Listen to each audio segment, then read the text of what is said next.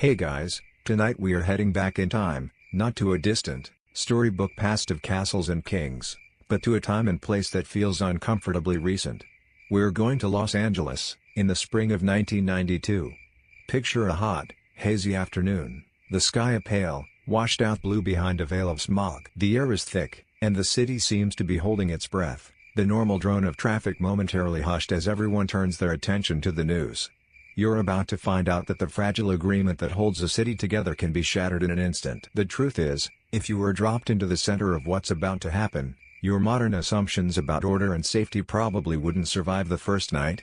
So, before you get comfortable, take a moment to like the video and subscribe, but only if you genuinely enjoy what I do here. Go ahead and post your location and what time it is where you are. It's always fascinating to see where everyone is listening from. Now, dim the lights. Maybe turn on a fan for that soft background hum, and let's ease into tonight's journey together. It is Wednesday, April 29, 1992. You are in Los Angeles, and the afternoon sun is beating down with a lazy, oppressive heat. People are going about their day, but there's a current of nervous energy running just beneath the surface, a citywide tension that has been building for more than a year. Everyone is waiting. In offices, in barbershops, in living rooms, and in corner stores, radios are on and televisions are tuned to the news.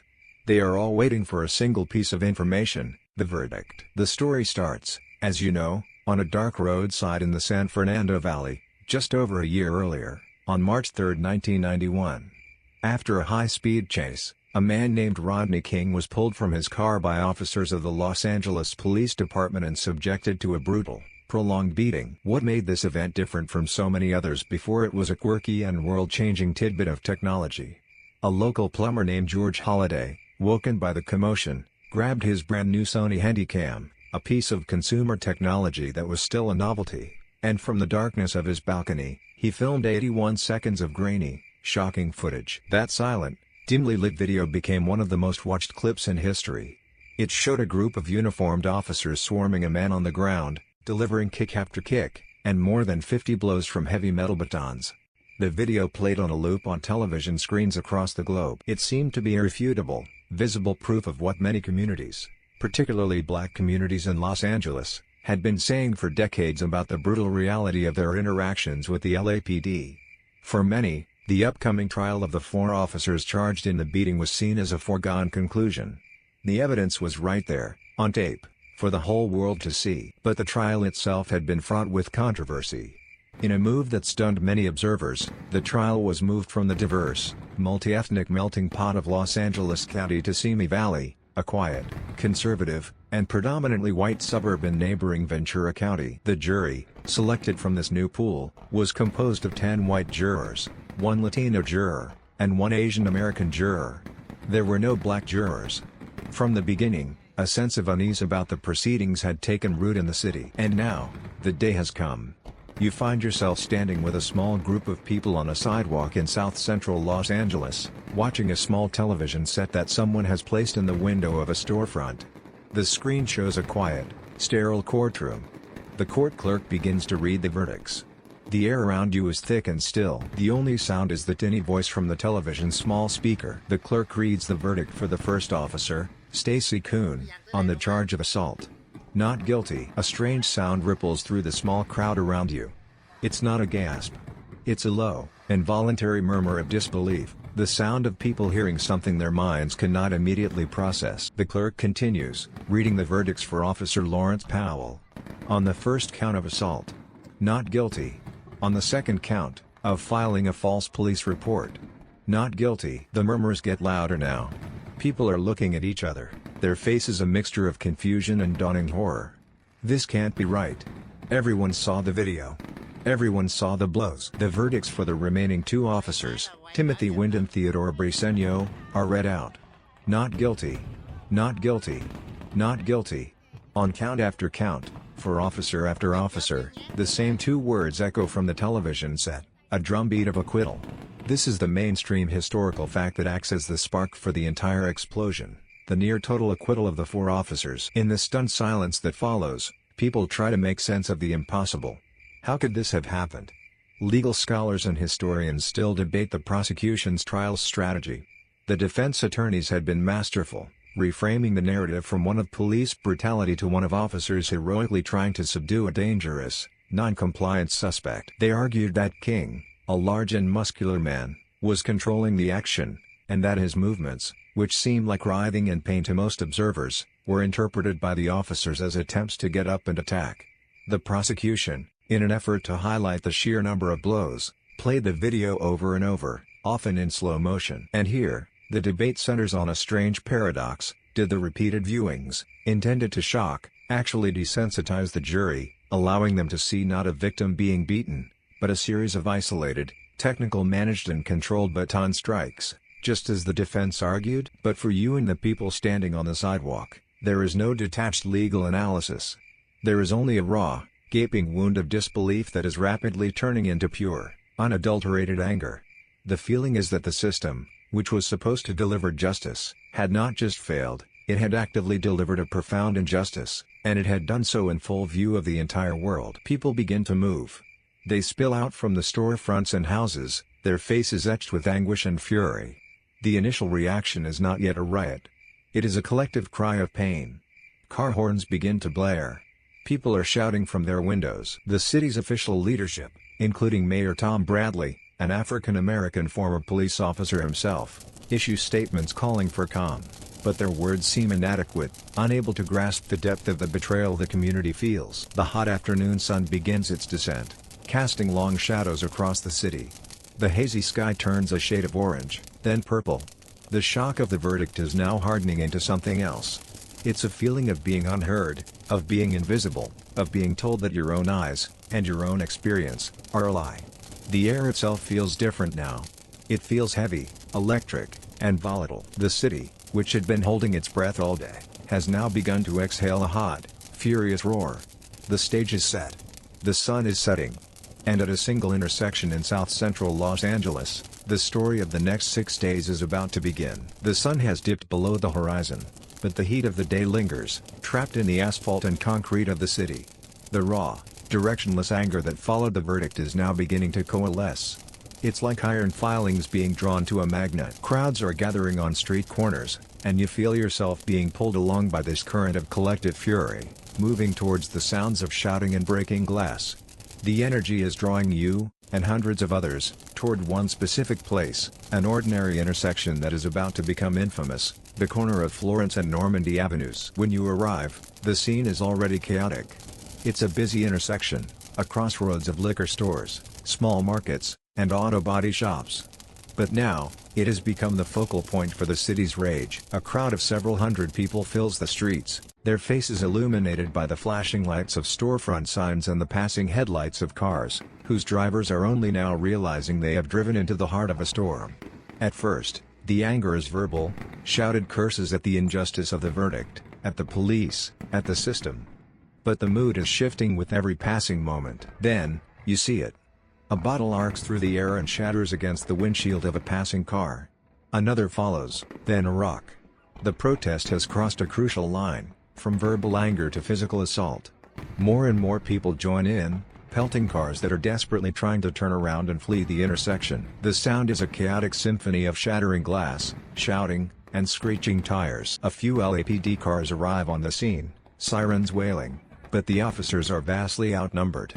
They form a skirmish line, but they are hesitant, unprepared for the sheer scale and intensity of the crowd's fury. A tense standoff ensues. And then, a fateful command is given. The police are ordered to retreat, to form a perimeter miles away and effectively abandon the intersection. Police strategists and sociologists still fiercely debate this decision. Was it a shocking tactical error that left citizens to fend for themselves and sent a clear signal that there were no consequences for lawlessness? Or was it a prudent, if difficult, choice to pull a few dozen officers out of an unwinnable situation, preventing a deadly, large-scale confrontation? Whatever the reason, the effect is immediate and profound. As the last police car speeds away, a vacuum of authority is created, and the chaos escalates dramatically. At the same time, a new presence appears in the sky above. News helicopters, which had been covering the courthouse, are now converging on this new focal point. Their searchlights cut through the darkness, pinning the intersection in a circle of harsh, clinical light. The events unfolding below are now being broadcast live, not just across the city, but across the world. The quirky and surreal tidbit of this moment is that the news crews, particularly the one from cable TV, became the only form of authority present, their cameras documenting the breakdown of society in real time as they pleaded with 911 dispatchers on their radios to send help that would not come. And then, you witness the single event that will come to define the riots in the public imagination, a mainstream historical fact of brutal, televised violence. A large semi-truck, driven by a man named Reginald Denny, makes its way into the intersection. He is seemingly unaware of the danger until it is too late. The crowd swarms his truck, pulling him from the cab. From your vantage point, you see a horrific scene unfold under the cold, detached gaze of the news helicopters. Denny is kicked, beaten with a fire extinguisher, and struck in the head with a brick. It is a moment of pure, unrestrained mob violence, made all the more surreal by the knowledge that it is not happening in the shadows, but on live television. The city, and the world, watches in horror. But then, something remarkable happens. 4 residents of the neighborhood, 4 black men and women who are watching the same horrific broadcast that everyone else is, decide they cannot stand by. Led by a man named Bobby Green, they get in their own vehicle and drive directly into the heart of the chaos, at immense personal risk. You see them push through the crowd, lift Denny's broken body back into the cab of his truck, and drive him themselves to the hospital, an act of incredible courage and humanity that is often lost in the larger narrative of destruction. They saw a human being in need of help, and they acted. But their bravery is a small island in a spreading ocean of chaos. The violence at Florence and Normandy does not subside with Denny's rescue. Other motorists, mostly white and Latino, who wander into the intersection are also pulled from their cars and beaten.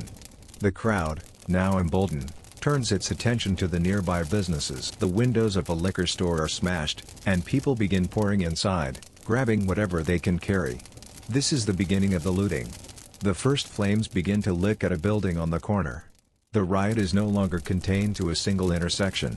The fire has been lit, and now, it is beginning to spread. You back away from the terrifying scene, the sounds of sirens, shattering glass, and human rage ringing in your ears. The air is thick with smoke and tension. You have witnessed the flashpoint, the precise moment when years of simmering frustration and a single, explosive injustice boiled over into open revolt. This one intersection, this anonymous place on a map of a sprawling city, has become the epicenter of an earthquake. The ground has just begun to shake. You pull back from the chaotic, fiery scenes at Florence and Normandy, the sound of sirens and shattering glass still echoing in your mind. An explosion that powerful, an eruption of anger that intense, doesn't come from nowhere. A single verdict, no matter how unjust, is not enough to make a city declare war on itself. To understand the fury you just witnessed, you have to step back from the flames and look at the landscape. You have to understand the years of dry rot, the long, slow accumulation of grievances that made Los Angeles a powder keg, just waiting for a spark. Your first stop on this journey into the past is the economy. The South Central Los Angeles of the early 1990s was a community in deep economic distress. For decades, it had been a hub of well-paying industrial jobs. Factories for auto manufacturing, tire production, and steel employed thousands of residents, providing a stable, blue-collar path to the middle class. But starting in the late 1970s and accelerating through the 80s, these factories began to close, one by one. The jobs moved overseas or to other parts of the country. The economic engine of the community stalled, and then it died. In its place came a deep and pervasive poverty. A nationwide recession in the early 90s hit these already struggling neighborhoods like a hammer blow. Unemployment skyrocketed. Businesses were boarded up. The infrastructure began to crumble. For the young people growing up in this environment, there was a profound sense of being left behind, of a future with no prospects and a system that had forgotten them. This economic despair was the dry kindling, spread invisibly across the landscape, waiting. On top of this economic decay was layered a deep and bitter relationship with the police. The Los Angeles Police Department, under its powerful and controversial chief, Daryl Gates, had adopted a philosophy of aggressive, militarized policing. Gates saw his department as a thin blue line holding back the forces of chaos, and his preferred method was overwhelming force. This philosophy was most famously embodied in a program called Operation Hammer. This is a mainstream historical fact that is essential to understanding the community's mindset.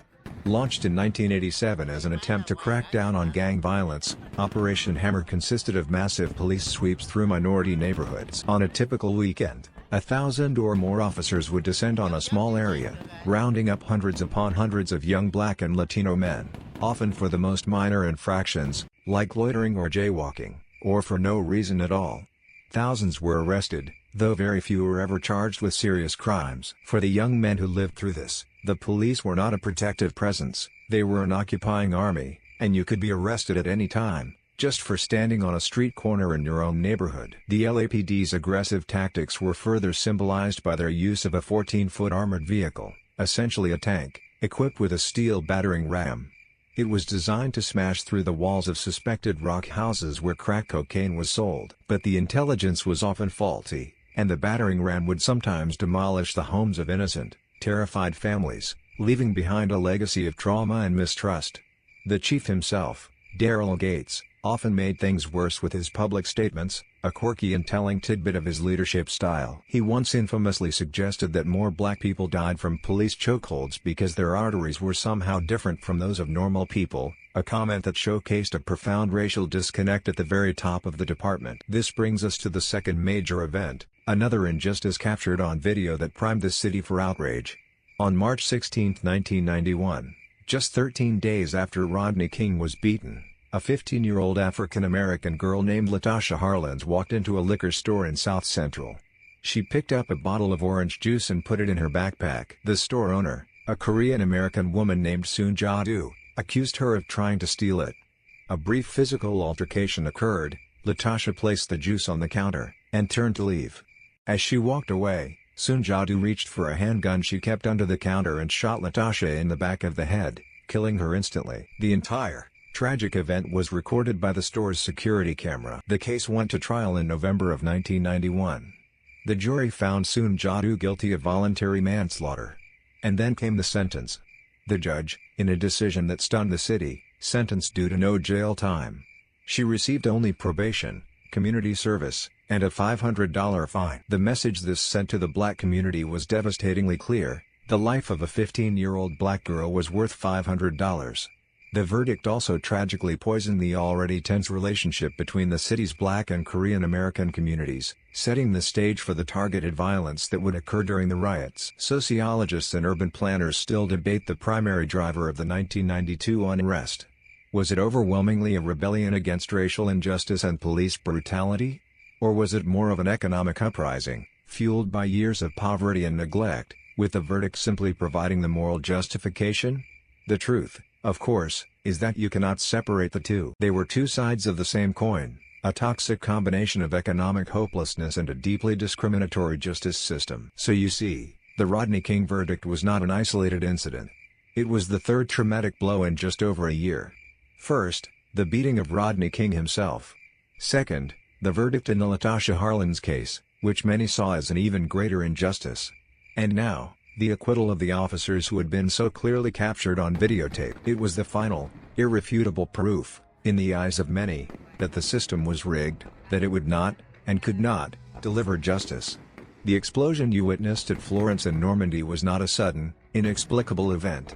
It was the predictable and tragic result of years of pressure building up in a sealed and neglected container. You are back in the immediate aftermath of the flashpoint at Florence and Normandy.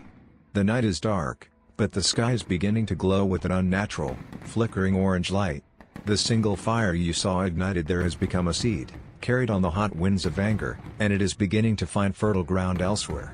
What happens next is not a coordinated attack or an organized uprising. It is a spontaneous and terrifying social combustion, a fire that leaps from block to block, from neighborhood to neighborhood, as the city begins to tear itself apart. The first thing you notice is the sound. The soundscape of the city is completely transformed. Underlying everything is the constant, overwhelming wail of sirens. But they are so numerous, their sounds echoing off buildings from every direction, that they lose all meaning. They are no longer a signal that help is on its way, they are simply the soundtrack to the chaos, the city's own continuous scream. Above the sirens, there is the relentless whomp whomp whomp of news helicopters, their searchlights sweeping across the streets like the eyes of nervous, frantic gods. And at street level, there is the sharp, percussive shattering of glass, the roar of crowds, and the pop pop pop of sounds that could be firecrackers, or could be gunfire. The uncertainty is part of the terror. By the next morning, the primary sensory experience is the sight and smell of smoke. From any high point in the city, you can see dozens of thick, black columns of smoke rising into the hazy sky, marking the locations of burning buildings. The acrid smell of it is everywhere. It's the smell of burning plastic, of smoldering wood, of melting tar and tires. It stings your eyes and catches in the back of your throat, a constant, physical reminder that the city is on fire. And then there is the looting. It begins in waves, often starting with businesses that were seen as exploitative, liquor stores and pawn shops. But it quickly spreads. You witness surreal scenes that defy easy explanation. You see a family, parents and children together, calmly loading groceries into their car from a smashed-in supermarket. You see a young man struggling down the street with a brand new television set still in its box. You see a woman walking away with a whole rack of dresses slung over her shoulder, the plastic wrapping still on them. Sociologists and criminologists still debate the complex nature of this behavior. Was it a protest riot, where looting was a symbolic act of taking back from an unjust system? Was it an instrumental riot, where people simply took advantage of the chaos for material gain? Or was it a revelry riot, characterized by a strange, carnivalesque atmosphere where all the rules of society were temporarily suspended? The truth is that the Los Angeles riots were all three at once. You see desperate people taking what they need, you see opportunistic people taking what they want, and you see people caught up in a powerful, mob-driven suspension of reality, a moment where anything seems possible. In the vacuum of official information, a quirky and uniquely LA phenomenon occurs. The city's radio DJs, particularly on the hip-hop station KDAY, become the unofficial nerve center of the unrest. They abandon their playlists and open up the phone lines. They become impromptu therapists, community organizers, and journalists, taking calls from terrified residents trapped in their homes, from people witnessing looting on their street, from gang members who are trying to organize local truces to protect their own neighborhoods. For a few days, the radio provides the only sense of a shared civic experience, a lonely voice trying to make sense of the chaos. The unrest does not burn itself out after the first night. Thursday, April 30th. Dawns on a city that is even more chaotic. The violence, which had been concentrated in South Central, now spreads. It leaps to Koreatown, to Mid-Wilshire, to Long Beach, to Pasadena. The scale of the destruction is staggering, a mainstream historical fact that is hard to comprehend. Over the next 6 days, there will be more than 12,000 arrests. Over 1,100 buildings will be damaged or destroyed. Property damage will exceed $1 billion. And most tragically, over 60 people will lose their lives in the violence. The normal rhythms of the city cease to exist. The freeways, the concrete arteries that are the lifeblood of Los Angeles, are eerily empty. Schools are closed indefinitely. Businesses are shuttered, their windows boarded up. People who can, stay home, glued to the terrifying images on their televisions. The feeling of righteous anger that animated the first night begins to curdle into a more general and pervasive fear. The city is no longer just angry, it is terrified of itself. You are now adrift in a city that has lost its mind. The social contract has been torn up, and the pieces thrown into the fire. The familiar landmarks of your world are either burning, boarded up, or unreachable. The comforting, predictable patterns of urban life have been replaced by the raw, unpredictable logic of fire and survival. For these few days in the spring of 1992, one of the world's great cities is engaged in a painful, chaotic, and fiery act of self-destruction, and all you can do is watch it burn. As you stand amidst the smoke and chaos of 1992, watching a city burn, you get the strange, haunting feeling of déjà vu. The scene begins to shimmer and dissolve, like a film reel melting in the heat of a projector. The cars on the street change shape, becoming larger and more rounded. The clothing and hairstyles shift. The smoke is just as thick, the anger just as palpable, but the calendar has flipped backward.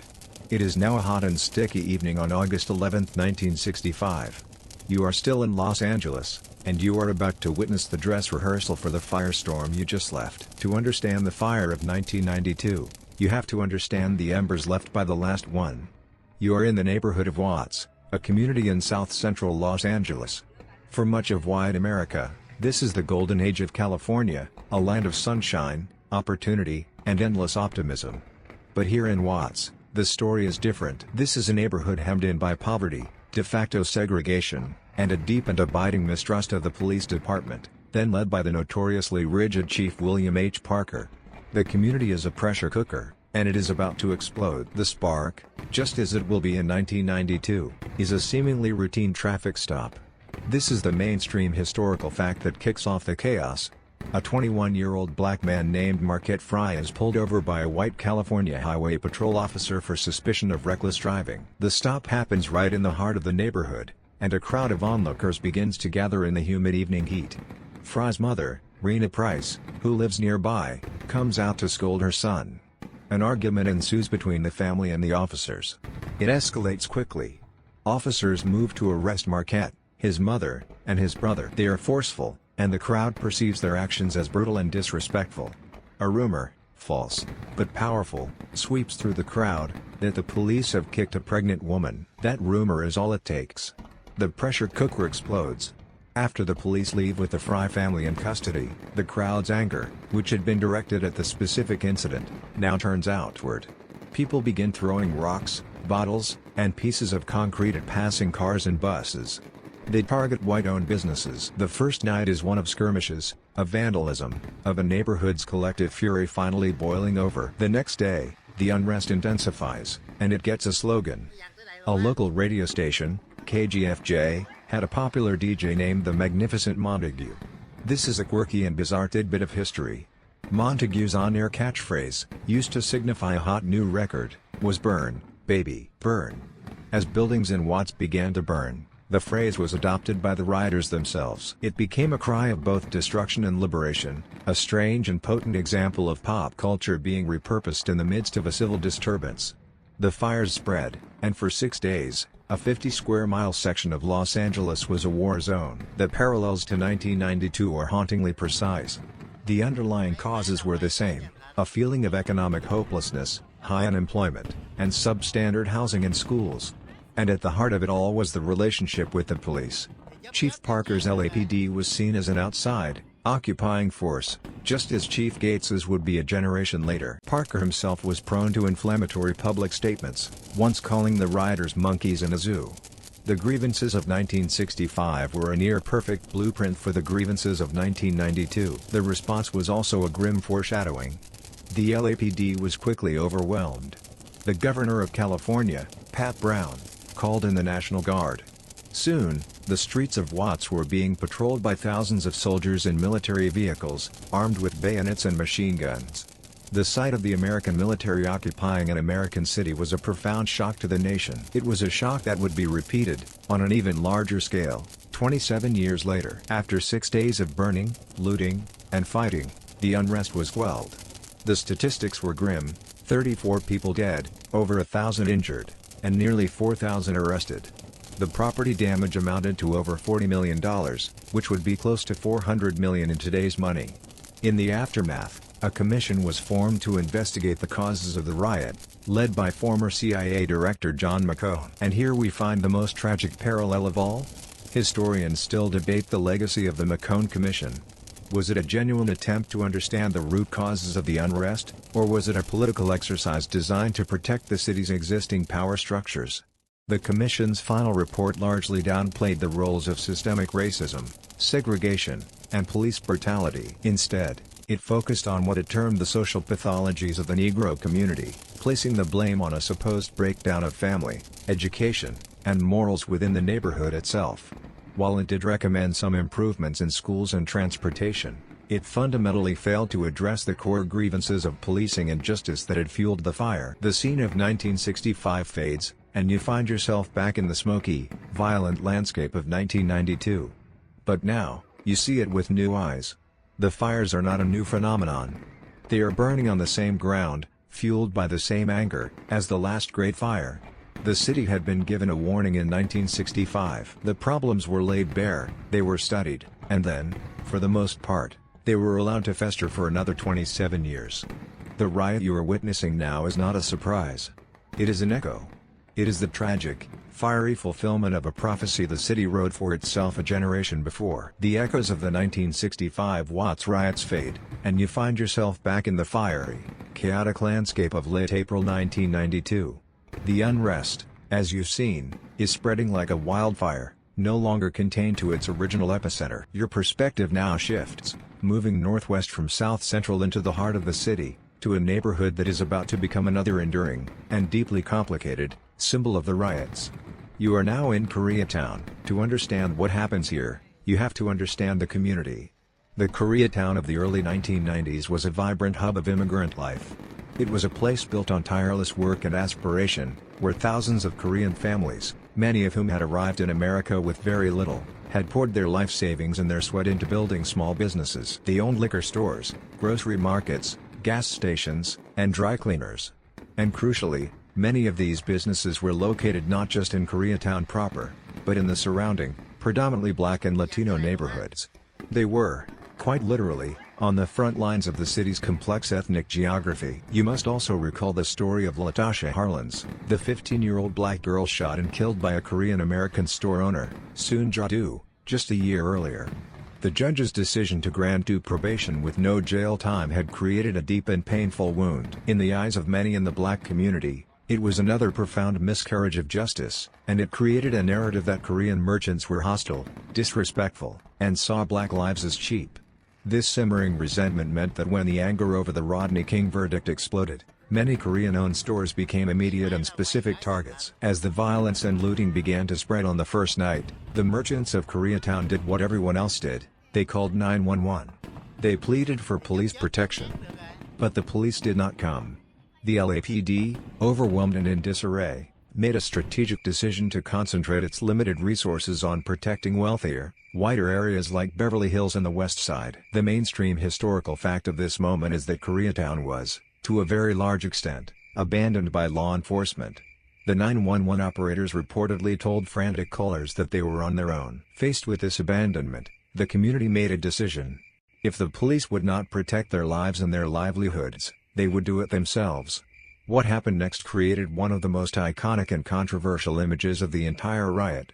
Ordinary people, middle-aged shopkeepers, their sons and daughters, friends and neighbors, dug out the firearms they owned. They organized themselves into impromptu militias. And they took to the rooftops. You witness a scene that seems impossible in an American city. From the flat roof of a low-slung strip mall, you see several men silhouetted against the smoky, orange sky. They are not soldiers, they are grocers and dry cleaners. They are armed with a motley collection of handguns, shotguns, and semi-automatic rifles, and they are standing guard, watching the streets below for the approach of looters. The image of the rooftop Korean was born in these fiery hours, a potent symbol of armed self-reliance in the face of total societal breakdown. The defense of Koreatown was not just a series of isolated actions, it was coordinated.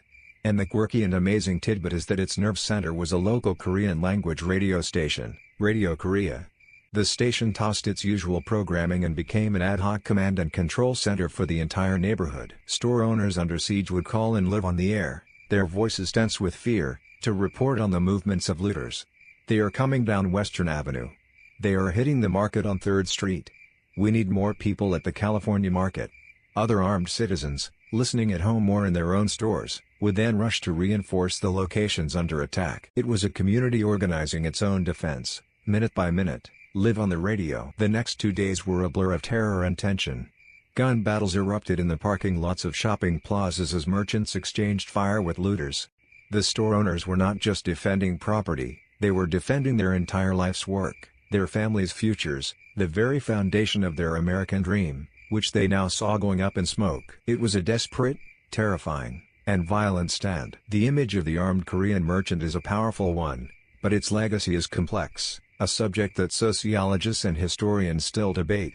Was it a heroic story of immigrant resilience, a testament to the Second Amendment and the defense of one's property against anarchy? Or was it a tragic spectacle of racial division, an image that pitted one marginalized community against another and reinforced harmful stereotypes for years to come?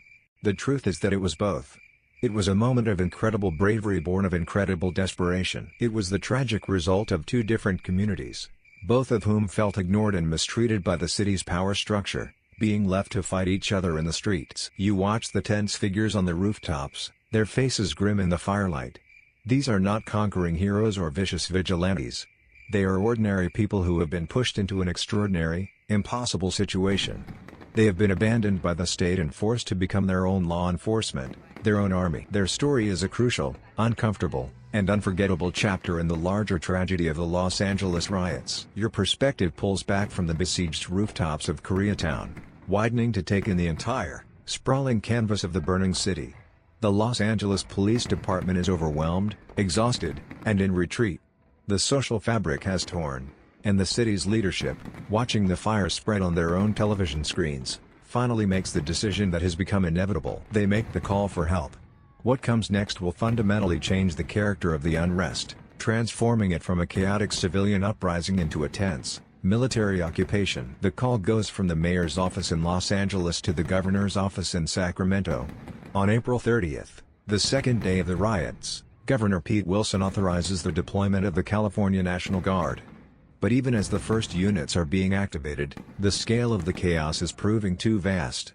The request goes up the chain of command, all the way to the White House. President George H.W. Bush addresses the nation, his tone grave, and authorizes the use of federal troops to quell the violence.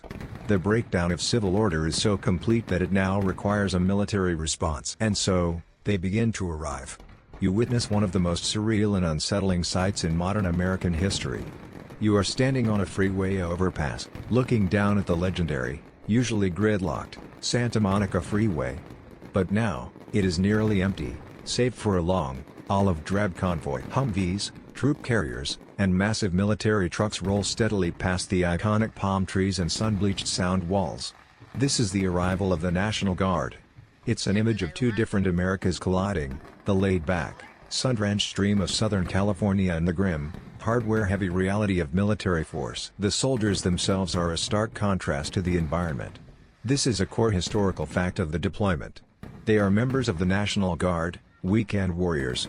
Many are young, barely out of their teens, with faces that show a mixture of determination and apprehension. They are trained for combat, for warfare in a foreign land, not for the complex and ambiguous task of policing an American city in revolt. They wear full camouflage combat uniforms, heavy boots, and helmets. They carry M16 rifles, some with bayonets fixed, a sight so alien on the streets of Los Angeles that it seems to belong to a different century. As these troops deploy across the city, the atmosphere on the streets shifts dramatically. The chaotic, almost carnivalesque energy of the looting begins to evaporate, replaced by intense, watchful quiet. Soldiers establish checkpoints at major intersections, stopping the few cars that dare to be on the road. They set up command posts in the parking lots of burned-out shopping malls. They patrol the streets in jeeps and on foot, their weapons held at the ready. South Central Los Angeles, Koreatown, and other hard-hit neighborhoods begin to feel like occupied territories. The culture clash is palpable, a quirky and telling tidbit of the situation. You see a squad of soldiers from a rural unit in Northern California, who have likely never been to a city this large, standing guard in front of a shattered, graffiti-covered storefront, their expressions bewildered by the urban landscape around them. You hear stories of guard units getting lost on the city's notoriously confusing surface streets, of young men trained to fight in forests now trying to navigate a grid of stucco and asphalt. The deployment itself was fraught with delays, a subject that military and political analysts still debate. Was the guard activated quickly enough? The bulk of the troops didn't arrive in force until Saturday, May 2nd, the fourth day of the riots. Many argue that this delay represented a critical failure of leadership, allowing the worst of the violence and arson to occur unchecked. Others contend that mobilizing, equipping, and deploying thousands of troops is a massive logistical undertaking that cannot happen instantaneously, and that they arrived as fast as was realistically possible. For the residents and store owners who spent 2 days and nights calling for help that never came, however, the debate is purely academic. For them, the guard arrived unforgivably late. When they do arrive, their presence is overwhelming. By the end of the weekend, nearly 10,000 National Guardsmen are on the streets. They are soon joined by 3,500 active-duty federal troops from the Army 7th Infantry Division and the 1st Marine Division, soldiers who are expecting to fight foreign enemies, not police American citizens. The sheer number of armed soldiers saturating the streets finally begins to tip the balance. A citywide dusk-to-dawn curfew is imposed and strictly enforced. The fires begin to die down, not because the anger has been resolved, but because the streets are now controlled by men with machine guns. Order is being restored, but it is an order imposed by the barrel of a rifle. You watch as a Humvee, with a soldier manning a heavy machine gun on its roof, rolls slowly down a boulevard littered with burned-out cars and broken glass. The message is clear. The period of anarchy is over. The state has reasserted its monopoly on force. The city is no longer in a state of riot, it is in a state of military lockdown. The chaos has been suppressed, but the underlying problems, the anger and despair, have simply been forced back under the surface by an overwhelming show of power. You are standing on a street corner in Los Angeles, watching a convoy of military Humvees roll past, a surreal imposition of military order on a civilian world. The scene begins to waver, the hazy California light growing thick and humid. The palm trees dissolve, replaced by the brick facades of two-story tenements. The year is now 1967. The month is July, and you are in Detroit, Michigan, the mighty heart of the American auto industry, about to witness another great American city go up in flames. This journey is essential, because to truly understand the fire in Los Angeles, you must recognize that it was not an isolated event, but part of a tragic, recurring pattern in American history. The Detroit of 1967 was, on the surface, a powerhouse. It was the Motor City, the arsenal of democracy, a symbol of American industrial might. But beneath that powerful veneer, it suffered from the same deep-seated illnesses as Los Angeles: profound racial segregation, systemic housing and job discrimination, and a police force that was over 95% white and viewed by the city's black residents as a hostile, occupying army. The spark, as it so often is, was a police action in the early morning hours of Sunday, July 23. You find yourself on 12th Street, a vibrant, crowded commercial and cultural hub for Black Detroit. The police decide to raid an unlicensed after-hours club, known as a Blind Pig. The club is hosting a party for two local men who have just returned home safely from the war in Vietnam. The police, instead of just dispersing the crowd, make the fateful decision to arrest all 82 people inside. This is the mainstream historical fact that lights the fuse. The process of arresting so many people is slow and very public. As police vans arrive to haul away the patrons, a crowd gathers on the street. It's initially a light-hearted, jeering crowd, but its mood darkens as they watch the officers handle the partygoers, many of whom are still in their finest clothes. The last person to be arrested is the son of the club's owner. As he is put in the police car, he throws an object at the officers. In response, a bottle arcs from the crowd and shatters against the back of a police car. The final car speeds away, and another bottle flies, this time through the window of a clothing store. The riot has begun. What happened in Detroit was the most destructive event in a series of over 150 racial disturbances that occurred across America during the long, hot summer of 1967. The anger that erupted on 12th Street was not just about the raid on the Blind Pig, it was about the daily injustices of life in the segregated city. It was about being relegated to the oldest, most dilapidated housing. It was about being the last hired and first fired at the auto plants. It was about so-called urban renewal projects that were really urban removal projects, bulldozing black neighborhoods to make way for freeways without providing adequate new housing. The unrest spread with terrifying speed. Looting and arson consumed the neighborhood and then leapt to other parts of the city. The Detroit Police Department was quickly overwhelmed. The governor of Michigan, George Romney, called in the National Guard, but their presence only seemed to escalate the violence. The situation became so chaotic, so violent, that it led to a quirky and terrifying tidbit of the event: the sniper scare. Fear and paranoia about supposed black snipers on rooftops gripped the police and the guard. This led to thousands of rounds of indiscriminate machine gun and rifle fire being blasted into apartment buildings and homes, often based on nothing more than the flicker of a lit cigarette in a window. This paranoia had its most tragic outcome in the Algiers motel incident, where police, searching for a phantom sniper, terrorized a group of guests and ultimately killed 3 unarmed black teenagers. The chaos became so absolute that President Lyndon B. Johnson made the grave decision to send in federal troops. Soon, the streets of Detroit were being patrolled by soldiers from the elite 82nd and 101st Airborne Divisions, paratroopers who had been trained for the jungles of Vietnam and were now deployed in the streets of a major American city. The surreal sight of tanks and armored personnel carriers rolling past Motown recording studios became a defining image of the era. In the aftermath, with 43 people dead, over 7,000 arrested, and more than 2,000 buildings destroyed, President Johnson formed a special commission, the Kerner Commission, to investigate the causes of the riots nationwide.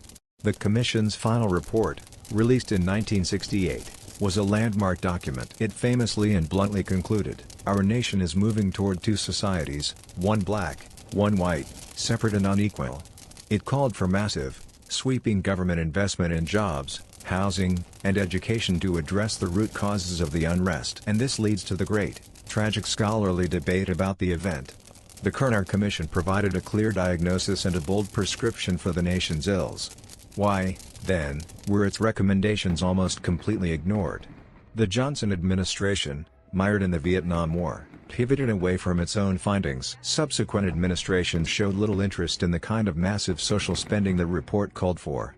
The problems were identified, the solutions were proposed, and then the report was put on a shelf to gather dust. The scene of Detroit in 1967 dissolves, and you are back on the smoky streets of Los Angeles in 1992. But now, the landscape looks different.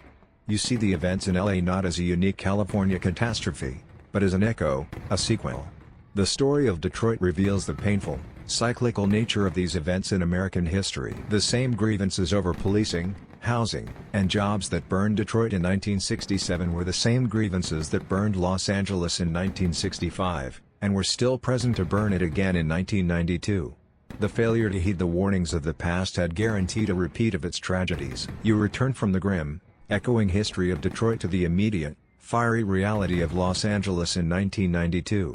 You have seen the unrest from a distance, as a pattern of history, a set of statistics, a map of troop movements. But a riot is not an abstract event. It is a profoundly human one. To truly understand it, you must now move through the smoke-filled streets and listen, not to the historians or the politicians, but to the diverse and contradictory voices of the people who are living it. Your perspective shifts. You are now an invisible observer at street level, moving through the chaos, able to hear the thoughts and justifications of the individuals caught in the storm. The first voice you tune into is one of pure, righteous anger. You see a young man, his face illuminated by the flames of a burning strip mall, speaking to a small group. He isn't talking about stealing a television set. He is talking about justice. He speaks the names that have become a bitter litany in his community: Latasha Harlins, Rodney King. He talks about Operation Hammer, about being stopped and harassed by the police a dozen times for no reason, about the feeling of being presumed guilty from the moment he walked out his front door. For him, this destruction is not chaos, it is communication. It is a desperate, fiery language, the only one he feels the city will listen to. They don't hear us when we protest peacefully, he says to his friends. Maybe they'll hear this. You move on, down a boulevard where the windows of every store have been shattered. Here, you encounter a different set of voices. You see a young mother, her face a mask of fear and grim determination, pushing a shopping cart out of a looted supermarket. It is filled not with electronics, but with diapers, with cans of baby formula, with bread and milk and meat. Her voice, in her own head, is not one of greed, but of desperate need. She sees this not as theft, but as a form of emergency aid, a redistribution of wealth from a system that has given her so little, a chance to feed her children for the next month. Moments later, you see a group of teenagers laughing as they run from a shoe store, each carrying stacks of brand new, expensive sneakers. Theirs is a voice of pure opportunism, of the thrill of a world with no rules, a holiday from consequence. This is the complex reality of the looting. It is at once a political act, a desperate act of survival, and a simple, opportunistic crime, all happening on the same street at the same time. The question of motivation is a tangled one. Psychologists and sociologists who study crowd behavior still debate the concept of de-individuation. Does a person in a large, anonymous, and emotionally charged crowd truly lose their sense of individual identity and moral responsibility, allowing them to do things they never would alone? Or are they making a series of conscious, if chaotic, choices based on a new and temporary set of rules? But amidst the voices of anger and opportunism, you begin to hear other voices as well, the voices of peacemakers. You see a local pastor, a man in his 60s, standing on a street corner, his arms outstretched, pleading with young men to go home, his voice nearly lost in the din of sirens. You see community activists trying to channel the raw anger of a crowd away from a store and into a more organized protest. And then you witness one of the most remarkable and hopeful events of the entire riot, a mainstream historical fact that seemed almost impossible. You see a group of young men in the red colors of the Blood Street Gang talking with another group wearing the blue of the Crips. For decades, they have been mortal enemies, responsible for countless deaths in a brutal gang war. But now, in the midst of the city's collapse, they are calling a truce. They are shaking hands, talking about protecting their own neighborhoods from outside destruction, and trying to forge a unified political voice out of the chaos. It is a fragile, surreal, and incredibly powerful moment of clarity in the midst of madness. The absurdity of the situation also creates moments of pure, unintentional comedy. This is a quirky and famous tidbit of the live coverage.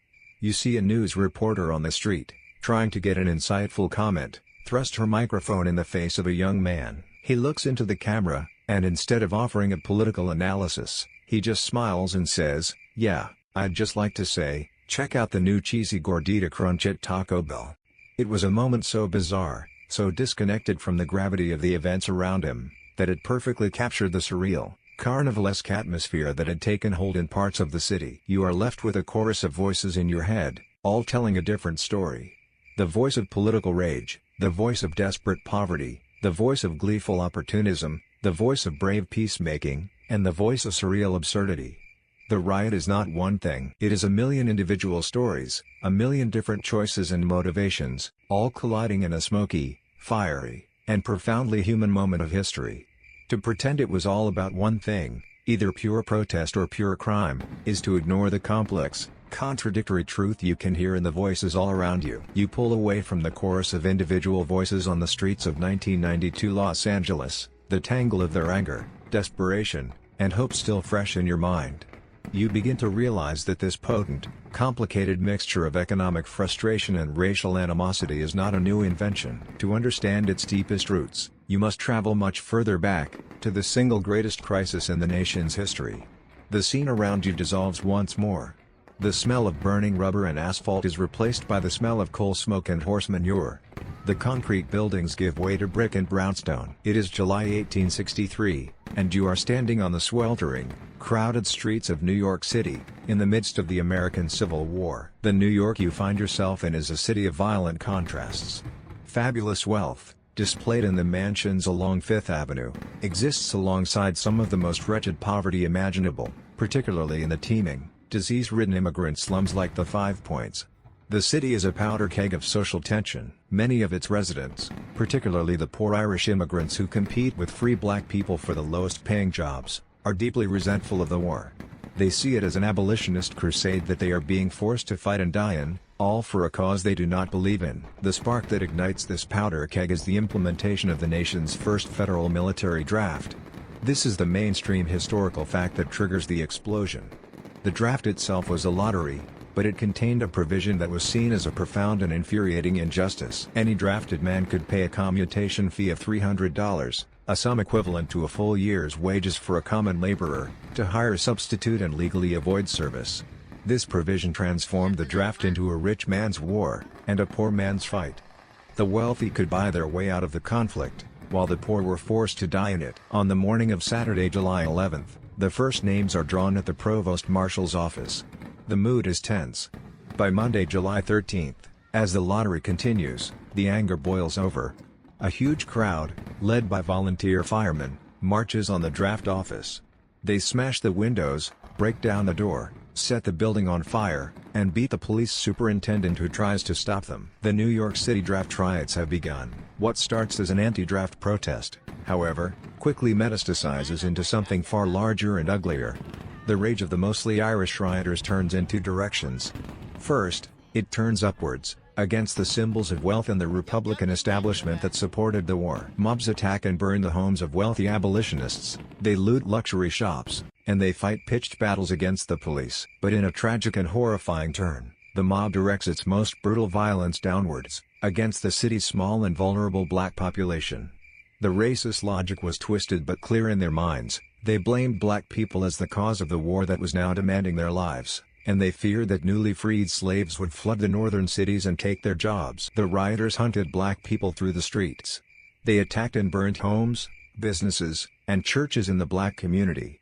In the most infamous act of the entire riot, the mob attacked the colored orphan asylum on Fifth Avenue, a home for over 200 black children. The children were miraculously led to safety out a back door just moments before the mob stormed in, looting the building and burning it to the ground. For several days, the city descended into a state of anarchy that dwarfs what you saw in Los Angeles. The police were completely overwhelmed and routed. Most of the state's militia were away in Pennsylvania, having just fought in the Battle of Gettysburg. The city was virtually defenseless. It's a quirky and fascinating tidbit that during this breakdown, The rioters organized themselves with surprising efficiency, even tapping into the city's telegraph lines to send coded messages, coordinating their movements and tracking the response of the authorities. Finally, the federal government responded with overwhelming force. Several regiments of veteran Union Army troops were recalled from the front lines of the Civil War. These were battle-hardened soldiers, fresh from fighting Confederates at Gettysburg, and they were now ordered to put down the insurrection in their own nation's largest city. You witnessed the surreal and horrifying sight of organized street fighting, with soldiers firing volleys from rifles and even using artillery against civilian barricades. The New York City draft riots present a profound challenge for historical classification, a subject historians still debate. Was it primarily a political protest against an unjust war and an unfair draft? Was it a class uprising of the impoverished against the wealthy elite? Or was it one of the most vicious and deadly race riots in all of American history? The terrible truth is that it was not one of these things. It was a toxic, inseparable fusion of all three. The anger over class injustice was expressed through the language and violence of racial hatred. After 4 days of terror, the riot was brutally suppressed. It remains the deadliest civil disturbance in American history, with estimates of the dead ranging from over 100 to more than 1,000. The scene of 1863 fades, and you are back on the streets of 1992, the air thick with the smell of a different fire. But you see it now with a deeper understanding. The complex anger you witnessed in LA, the resentment of the poor, the frustrations of a marginalized racial group, the fury at a government perceived as unjust, was not a new phenomenon. It was a direct descendant of the foundational conflicts that tore New York apart more than a century earlier. The fire this time was ignited by a different spark, but the fuel was drawn from the same deep, dark well in the American soul. You pull away from the brutal, distant history of 1863 New York and return your focus to the smoky, sun-bleached streets of Los Angeles in 1992. You have explored the historical grievances, the economic despair, and the complex human motivations fueling the unrest. But there is one more crucial participant in this story that we must examine, one that was present at every stage, from the very beginning to the fiery end. It is not a person or group, but a technology. It is the all-seeing, ever-present, unblinking eye of the television camera. The entire saga begins and ends with a piece of recorded footage. You'll remember from the start of our journey that the catalyst for everything was the grainy, 81-second videotape shot by a plumber, George Holliday, on his new camcorder. This piece of amateur evidence was the first domino. In a pre-internet, pre-smartphone era, this tape became one of the world's first truly viral videos. It was copied and broadcast on news stations around the globe, making a hidden, nocturnal act of violence into a shared, public trauma. Without that tape, the beating of Rodney King would have been just another unproven allegation, another story from the streets that the authorities could have easily denied or dismissed. The camera, from the very beginning, was a truth-telling machine. But as the riots themselves erupted, the role of the camera shifted dramatically. The 1992 Los Angeles riots were one of the first major American crises to unfold under the constant gaze of the 24-hour news cycle, and particularly, under the watchful eye of news helicopters. As soon as the chaos began at Florence and Normandy, the helicopters were there, hovering like mechanical vultures high above the fray. You are now watching the event as most of America did, on a television screen. The perspective is high and remote. You are floating hundreds of feet above the city, looking down at a scene of shocking chaos. The camera zooms in on a crowd smashing the windows of a store. It follows a man as he runs down the street carrying a stolen television. It circles endlessly around a burning building, the flames licking at the night sky. The footage is raw, immediate, and continuous. And it has a profound, hypnotic effect. It feels less like a news report and more like a live-action disaster movie. The commentators' voices are a mixture of excitement and grave concern as they try to narrate the apocalypse unfolding below them. This new form of coverage did more than just document the riots, it actively shaped the public's understanding of them. This is a mainstream historical fact that media scholars have studied for decades. The helicopter's eye is naturally drawn to the most dramatic and visually spectacular events, fire and crime. For hours on end, the coverage focused almost exclusively on the looting of stores and the most shocking acts of violence, like the beating of Reginald Denny. What this coverage largely failed to capture was the context. It couldn't see the decades of frustration, it couldn't hear the political anger, it couldn't show you the peaceful protesters or the community leaders trying to stop the violence. It created a powerful and deeply simplified narrative, that the event was not a complex uprising with political roots, but simply a massive, criminal shopping spree. The media also became an unintentional participant in the events on the ground. People in the streets were aware they were on global television. Some would stop and perform for the cameras, waving at the helicopters, adding to the surreal, carnivalesque atmosphere.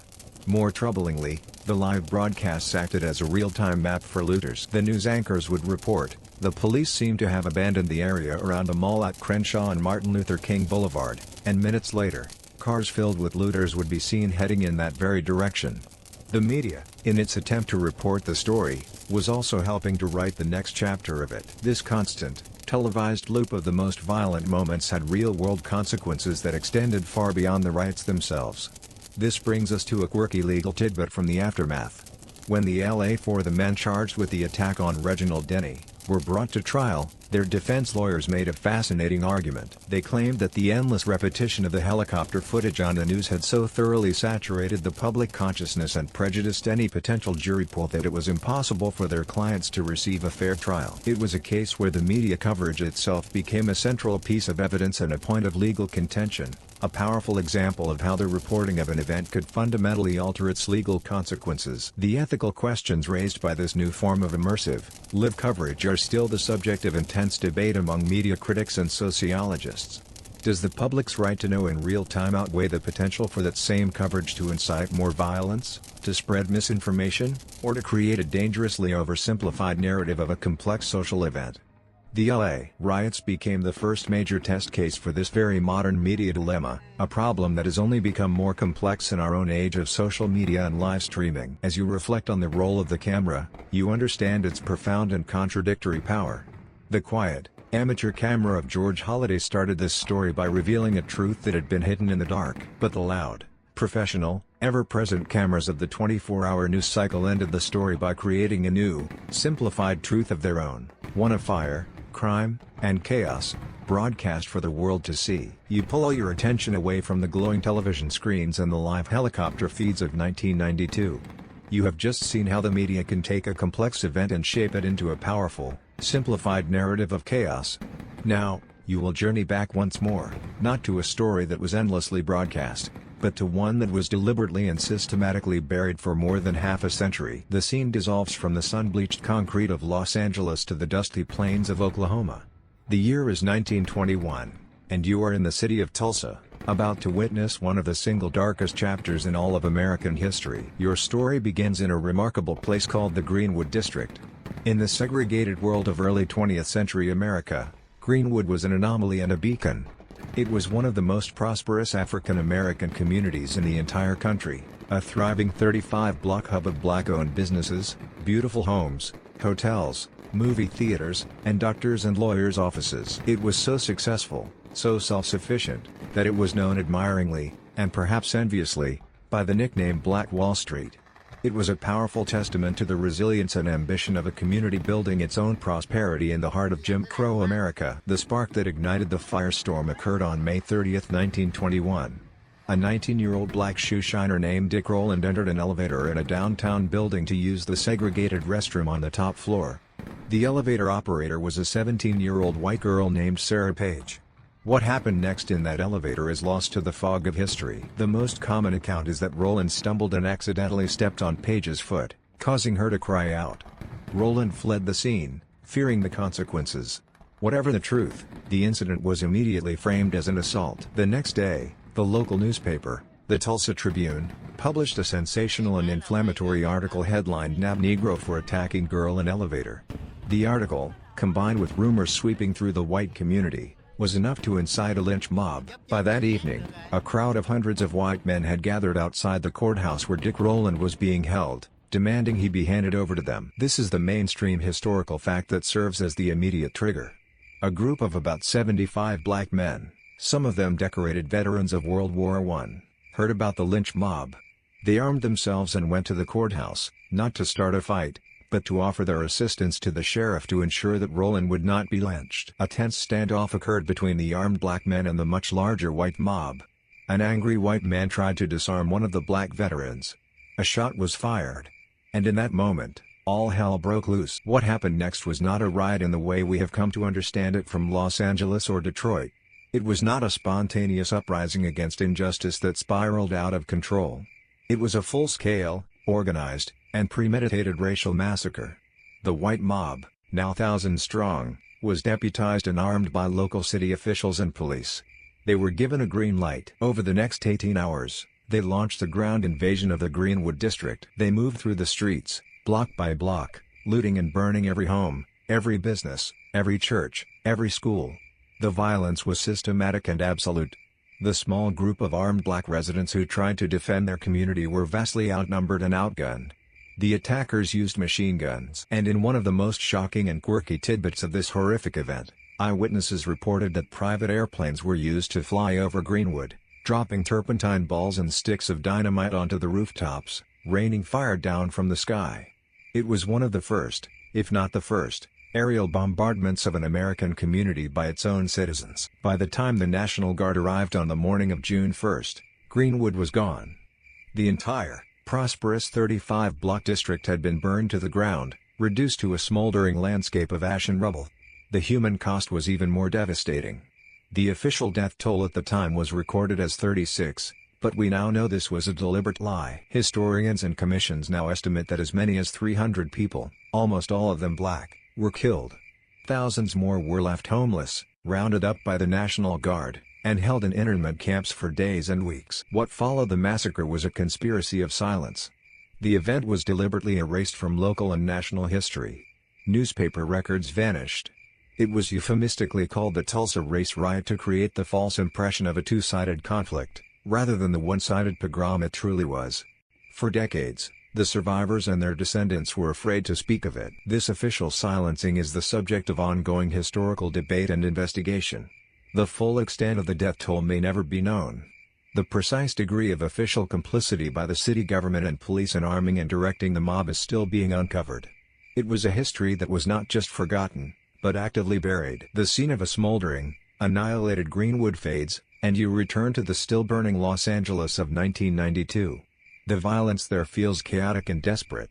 But now you understand it in a new, darker context. You have seen that the history of American racial violence is not just a story of explosive protests against the state, it is also a story of organized, targeted destruction aimed at black prosperity.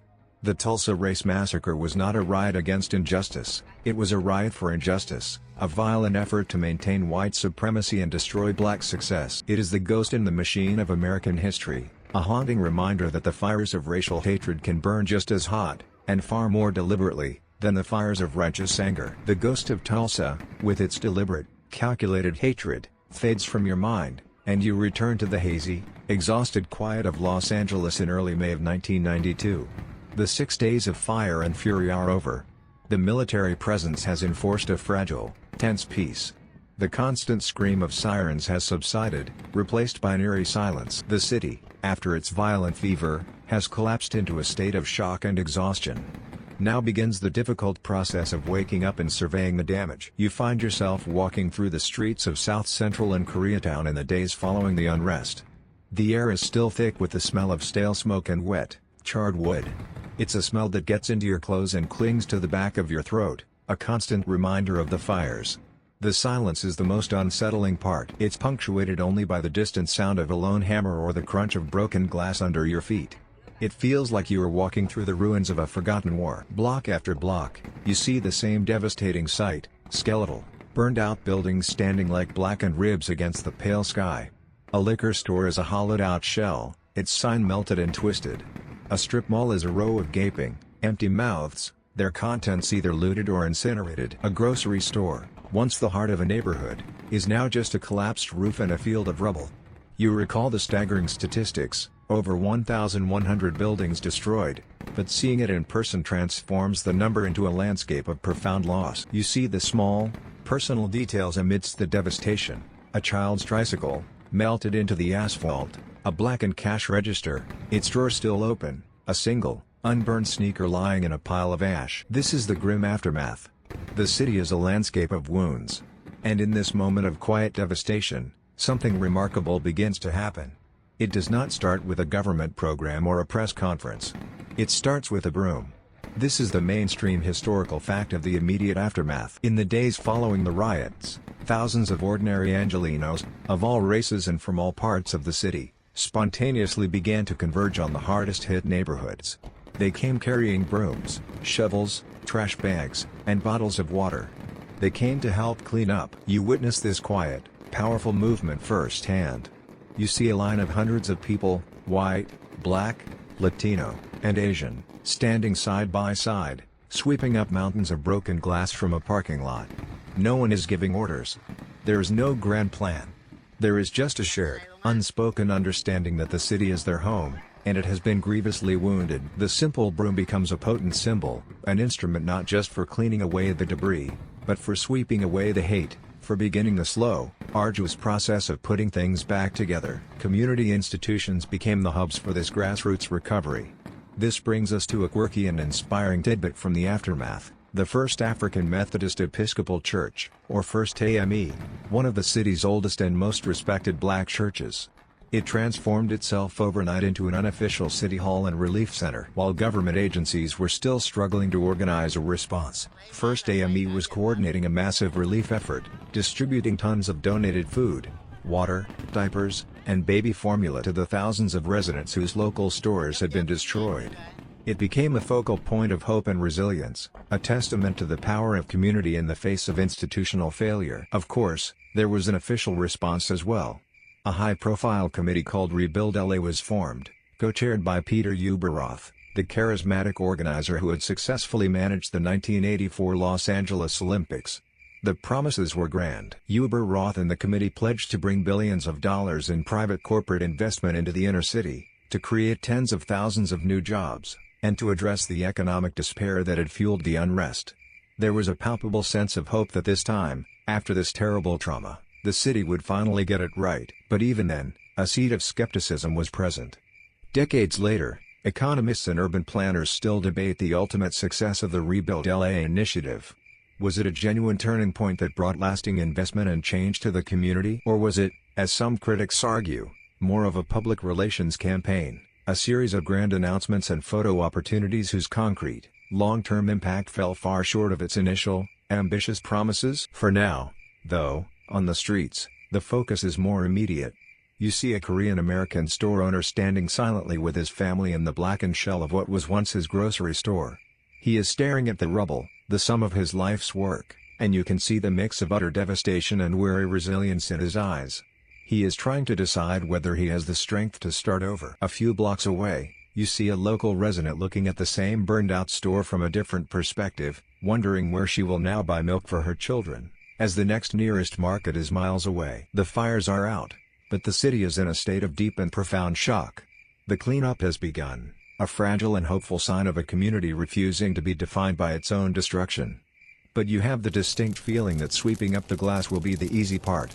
The harder part will be rebuilding the trust, the hope, and the sense of a shared future that were also consumed in the flames. The dust and ash from the cleanup have begun to settle, but the city of Los Angeles remains profoundly unsettled. The immediate crisis is over, but now the long, difficult, and painful process of reckoning must begin.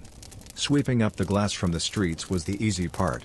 Now, the city must confront the broken institutions and the systemic failures that the riots had so violently exposed. The focus shifts from the physical ruins to the political and social ones. Even before the first fires were lit, a process was underway to investigate the deep-seated problems within the Los Angeles Police Department. In the wake of the Rodney King beating in 1991, a high-level, independent commission was formed, chaired by a respected attorney named Warren Christopher, who would later become Secretary of State. The Christopher Commission's job was to conduct a full and fearless audit of the LAPD. Its final report, released months before the riots, was a bombshell. This is a mainstream historical fact that is crucial to understanding the reforms that followed. The report painted a devastating picture of a police department plagued by a culture of racism, sexism, and excessive force. It identified a small but significant number of problem officers who were responsible for a huge percentage of excessive force complaints, yet were rarely disciplined. The commission concluded that there was a profound failure of leadership and accountability that went all the way to the top. When the riots exploded, the Christopher Commission's report suddenly looked less like an academic study and more like an unheeded prophecy. It perfectly diagnosed the illness that had led to the city's collapse. The political fallout was swift. The powerful, polarizing chief of police, Daryl Gates, who had been the architect of the LAPD's aggressive style for over a decade, found his position completely untenable. He had become a symbol of the problem, and under immense pressure from all sides, he was finally forced to announce his retirement. The push for reform was crystallized in a seemingly boring but quirky and vital political tidbit, a ballot measure known as Proposition F put before the city's voters in November of 1992. Proposition F was a charter amendment based on the Christopher Commission's key recommendations. Its most important provision was to impose term limits on the chief of police, making the chief more accountable to civilian leadership. The campaign for and against Prop F became a proxy war for the soul of the city. It passed with overwhelming support, fundamentally and permanently changing the power structure of the LAPD. The political landscape of the entire city was reshaped by the riots. For 20 years, Los Angeles had been led by Mayor Tom Bradley, a former police lieutenant and the city's first and only African-American mayor. He had been a symbol of racial progress and coalition building. But the riots shattered his legacy. He was seen as a leader who had lost control of his city, and he announced he would not seek re-election.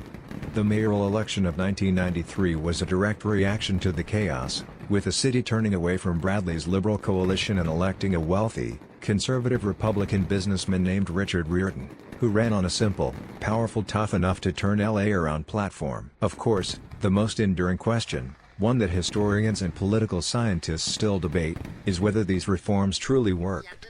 Did the Christopher Commission, the departure of Chief Gates, and the new era of civilian oversight fundamentally change the culture of the LAPD? Or did the department simply adopt a new, more polished public image while the core problems of policing and marginalized communities continued in different forms? There is no easy answer, and the debate continues to this day. The economic scars of the riots also proved to be deep and long-lasting.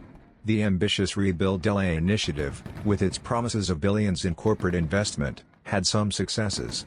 Some new shopping centers were built, and some jobs were created. But the sheer scale of the devastation was too much to overcome. Many of the small, family-owned businesses that had been burned down, particularly those owned by Korean American and Latino families, never came back. They lacked the insurance, the capital, or simply the heart to start over from the ashes. For years, and even decades, you could drive through parts of South Central and see empty lots where businesses once stood, permanent scars on the urban landscape. The riots also left a profound mark on the nation's culture. The anger, frustration, and social conditions that led to the unrest were powerfully captured and broadcast to the world through the music of West Coast hip-hop. Artists like Ice Cube, whose album The Predator was released in the months after the riots, became prophetic voices, their music a raw, unfiltered newscast from the streets. The riots also echoed through cinema, from the prescient storytelling of films like Boys and the Hood, which was released the year before, to Spike Lee's epic Malcolm X, which opened with the shocking footage of the Rodney King beating set to one of Malcolm's speeches. You now see that the riots did not truly end when the military restored order. Like a great earthquake, the initial seismic shock was followed by years of powerful aftershocks. These aftershocks toppled political careers, reshaped one of the nation's most powerful police forces, left permanent economic scars, and inspired a generation of artists to document the struggle. The physical fires were out, but the event continued to smolder in the city's memory, a painful, complex, and transformative chapter in the history of Los Angeles. Your long, difficult journey through the history of American unrest is coming to an end. You have seen the fires of 1992 Los Angeles from every angle, from the flashpoint at Florence and Normandy, to the besieged rooftops of Koreatown, to the smoky aftermath of the cleanup. You have traveled back in time to witness the echoes of Watts, the fury of Detroit, the brutal complexities of Civil War era New York, and the hidden horror of Tulsa. And as you pull back for a final, sweeping view, you begin to see that these are not isolated incidents. They are chapters in the same long, recurring, and painful story. You can now see the pattern. It is a tragic and remarkably consistent pattern. It begins with a community, almost always a minority and economically disadvantaged one, suffering under a foundation of long-simmering grievances, a lack of jobs, poor housing, and a deep, pervasive sense of being excluded from the American dream. Upon this foundation is built a deeply fractured and hostile relationship with the police, who are not seen as protectors, but as an outside, occupying force. Then comes the spark. It is almost always a single, high-profile incident, usually an act of police violence or a controversial court verdict, that is perceived by the community as the final, unbearable proof that the system of justice is fundamentally broken and not meant for them. This spark ignites the fuel of grievance, and an explosion of violence occurs, a chaos that is complex and multifaceted, part political protest, part opportunistic crime, part desperate cry of rage. The initial civil authority is overwhelmed. The state responds with massive force, often deploying the military to restore order. This is followed by a period of national soul-searching and investigation. Blue ribbon commissions are formed, the McCone, the Kerner, the Christopher, and they produce detailed reports that expertly diagnose the root causes of the unrest. And then, in the final, most tragic step of the cycle, these recommendations are largely ignored or implemented only superficially, allowing the original grievances to continue to simmer, waiting for the next spark. The history of American riots is the history of this repeating, seven-step loop. The story of the 1992 Los Angeles Riots follows this pattern perfectly. But so does Watts in 1965. So does Detroit in 1967. Even the New York draft riots of 1863, for all their historical uniqueness, were a fusion of class grievance and racial animosity ignited by a perceived government injustice. The Tulsa Massacre stands as a darker and more terrifying variation, an event that was less a riot and more a premeditated pogrom. But it too was born from the same deep well of racial hatred that underlies so many of these other conflicts. The mainstream historical fact is that these cycles of major urban unrest have repeated themselves roughly every 25 to 30 years. A new generation forced to learn the same hard lessons as the last. This pattern leads to the unsettled question at the heart of our journey. What is a riot? At its core, it seems to be what happens when a community's faith in the established channels for justice completely evaporates. Dr. Martin Luther King Jr. famously said that a riot is the language of the unheard. The graffiti that appeared on the burned-out walls of Los Angeles in 1992, a quirky and poignant tidbit from the event, distilled this idea into an even simpler, more powerful phrase: no justice, no peace. It is a desperate, destructive, and often counterproductive form of communication, but it is communication nonetheless. And this leads to the final, difficult debate among historians and sociologists. Are riots, in the long run, productive or counterproductive?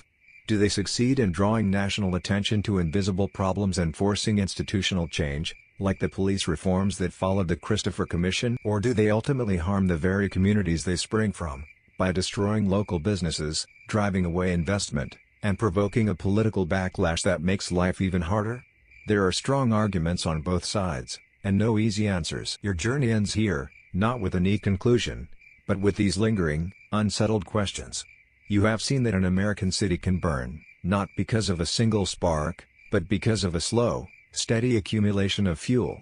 You have seen how the ghosts of past injustices linger in the air, waiting to be brought back to life. And you have seen that the struggle to reconcile the nation's promise of justice for all with its complex reality is a story that is still being written, sometimes, in fire. And now, it is time to let these heavy questions go. It is time to let the images fade. The sound of sirens dissolves into the gentle hum of the fan in your room. The smell of smoke gives way to the clean, familiar scent of your own pillow. The flickering orange light of the fires is replaced by the soft, steady darkness behind your own eyelids. The great, difficult weight of history begins to lift, floating away like ash on the wind. The stories of these cities, their pain and their anger, are not yours to carry tonight. You have been a respectful witness, a quiet observer, and now your work is done. Your only task now is to feel the profound peace of your own safety, the simple comfort of your own bed. There are no more questions to answer, no more histories to explore. There is only the gentle, rhythmic rising and falling of your own breath, a quiet tide pulling you away from the shore of wakefulness, out into the deep, calm, and silent ocean of sleep. Sweet dreams.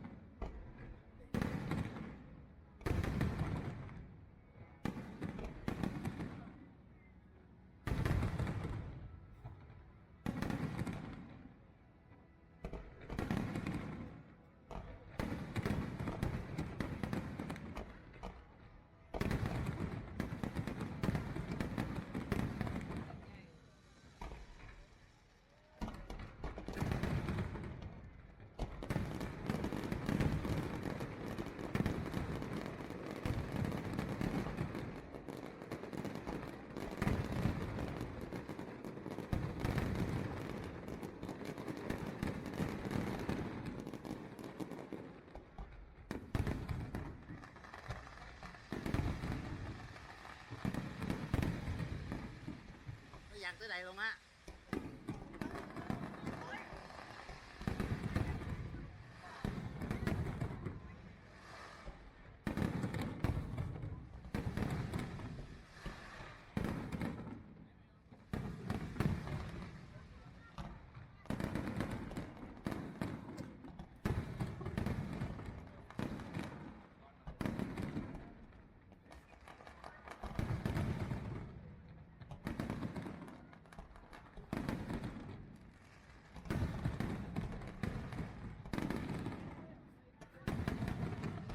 Lấy máy là quay gửi cho anh Thịnh. Quay nó không có rõ đâu, không quay không có rõ. Nói xịn kìa chứ nói này quay đâu. Thì chớp chớp nhán nhán được rồi.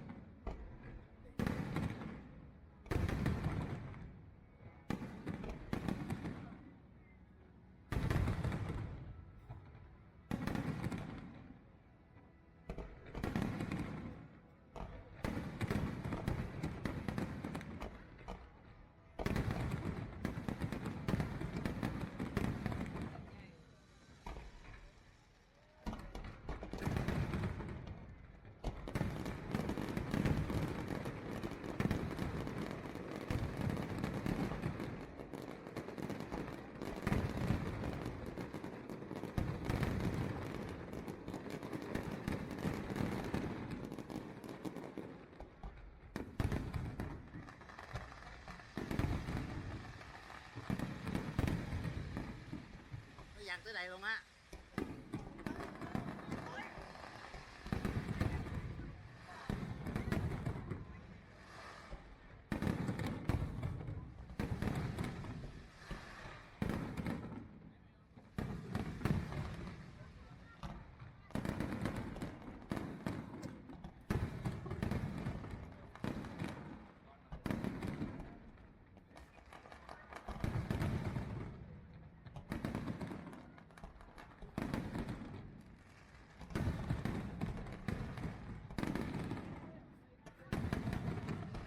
Lấy máy là quay gửi cho anh Thịnh. Quay nó không có rõ đâu, không quay lại. Không có rõ. Nói xịn thì chứ nói này quay đâu. Thì chớp nhán nhán được rồi.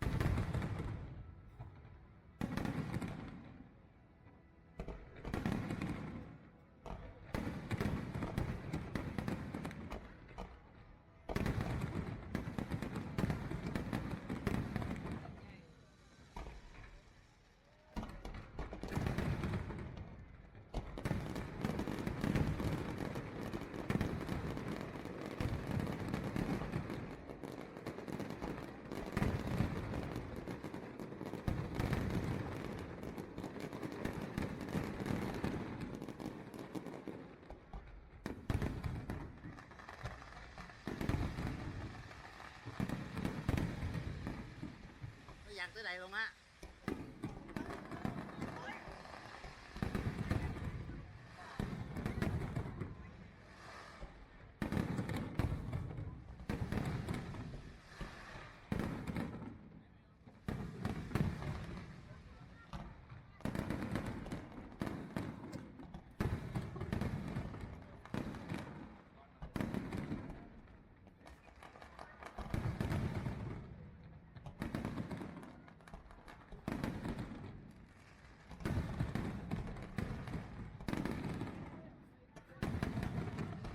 Lấy máy là quay gửi cho anh Thịnh.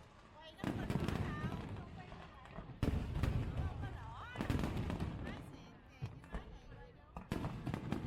chớp nhán nhán được rồi.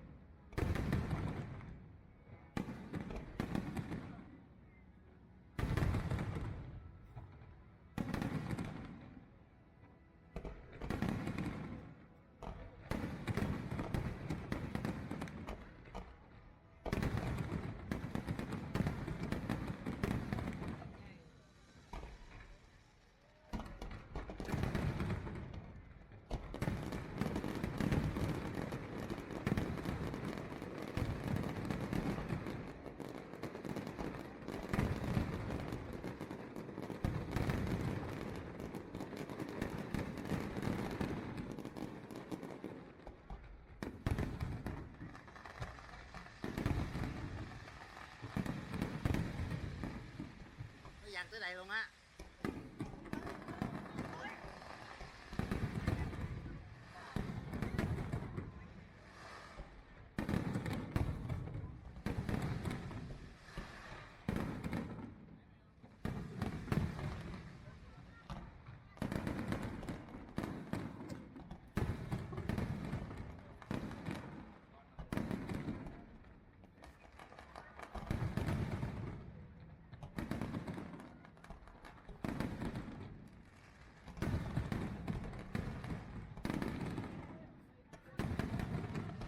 Lấy máy là quay gửi cho anh Thịnh.